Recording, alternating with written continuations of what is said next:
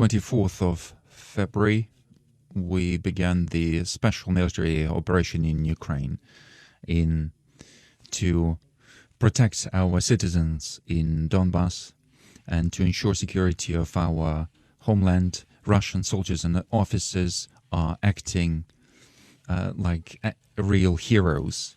Our military are fighting in a stoic way, fully understanding their duty. Even after injuries, soldiers and officers continue to fight. They sacrifice their lives in order to save their comrades and peaceful citizens. In the course of fighting, our military and the formations of Donbass and Lugansk showing heroism. And we see a great example in Donetsk region. Fighters under the command of Brigada, they were able to break through a very strengthened line of defense that had been strengthened over the last 8 years.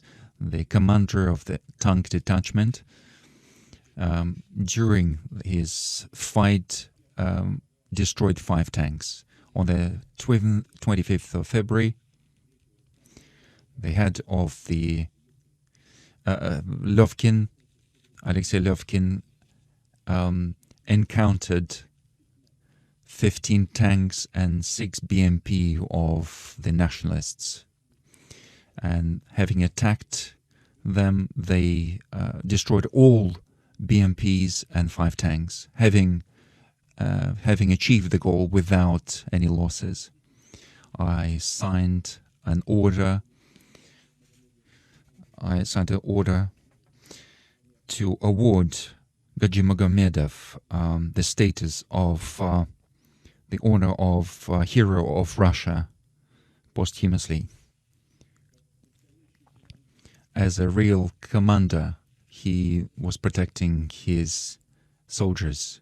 Having received a heavy wound, he continued to fight and blew himself up with a grenade, and the fighters who surrounded him, because he knew who he was dealing with. He was dealing with Nazis who abuse people. I am a Russian person. And I see this heroism who is from somebody who is from Dagestan. And when I talk about other ethnic groups, I say I'm Chechen, I'm Ossetin, I'm Mordvin, and so on.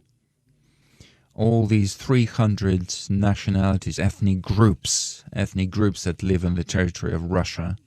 And I'm proud that I'm part of this world, part of this mighty, strong, multicultural state of Russia.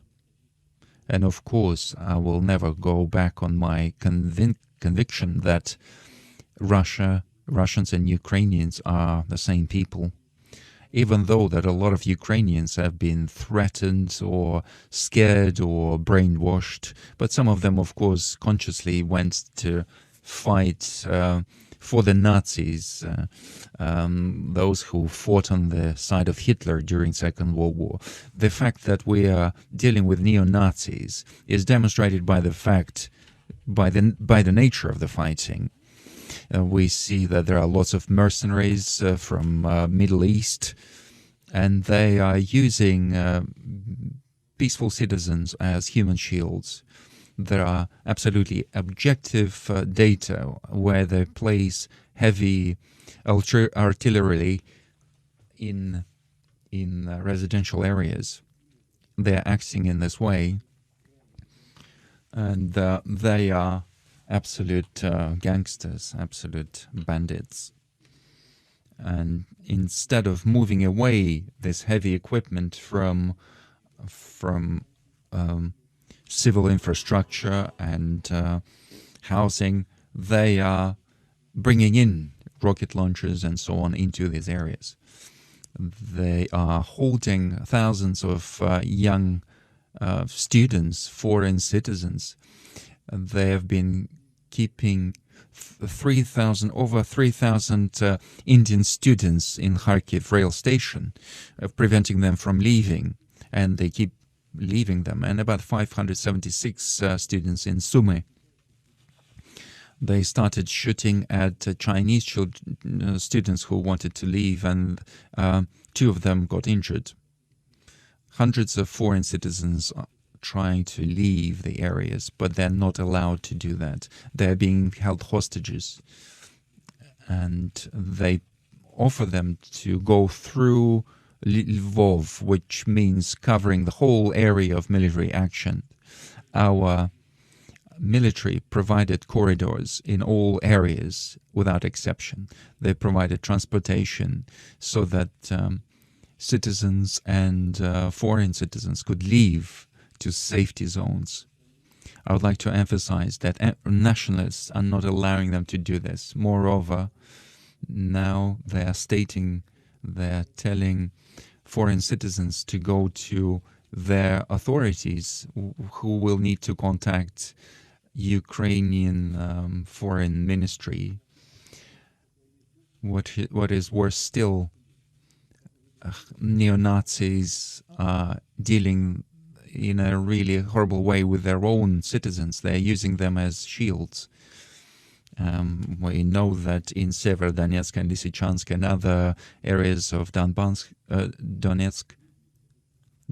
they are trying to move citizens from the upper floors in the buildings to the middle floors or lower floors, and they put some heavy equipment upstairs, and they put on the upper floors, they put snipers, and it was only the fascists, the Nazis, who were doing this in those areas when we fought them in the Second World War.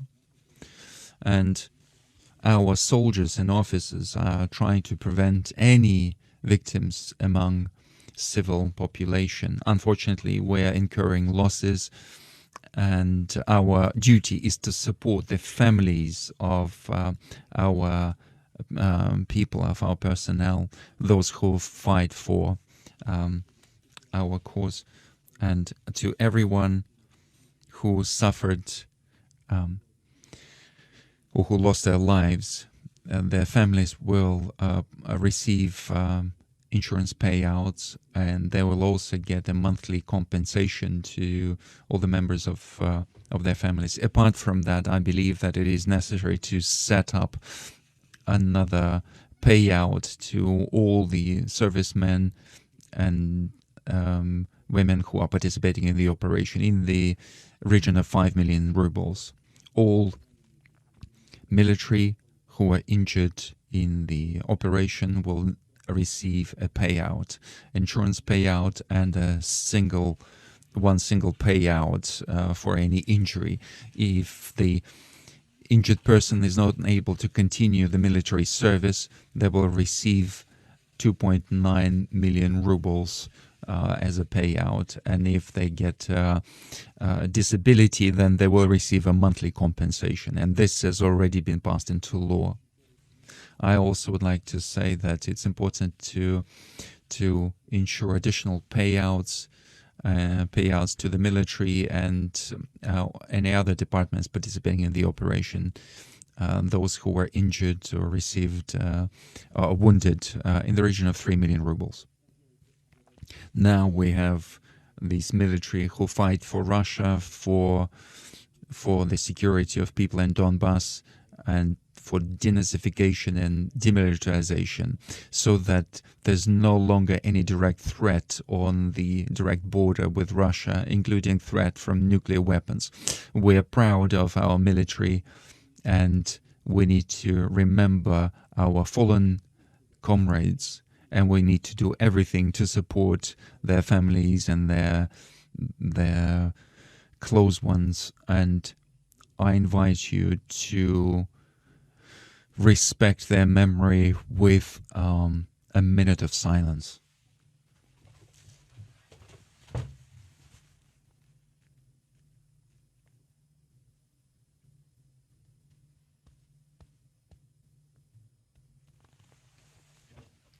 please.